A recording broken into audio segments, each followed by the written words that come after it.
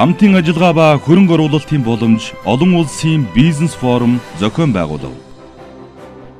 Орхон аймагт уул уурхайн салбарын төвийн бүсийн чуулган зохион байгууллаа.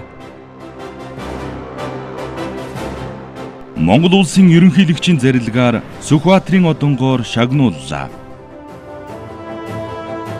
Эрдэнэт хөлөөр хязгаарлагдсан хариуцлага компани 40 жилийн ойн баяр улс орон нутаг уурхайчдынхаа хүрээнд 2018 онд амжилттай зохион байгууллаа.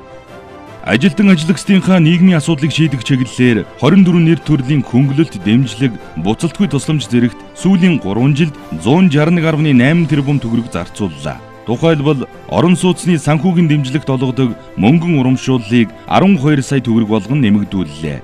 Ажилчдын дундаж цалинг 2.4 сая төгрөгт хүргэлээ. Эрдэнэт хөлөөр хязгаарлагдсан хариуцлага компани Монгол Улсын засгийн газар Монголын үндэсний худалдаа аж үйлдвэрийн тагмаас хамтран жил бүр тодруулдаг топ 100 аж ахуй нэгжийн жагсаалтыг 16 дахь удаага тэргүүллээ.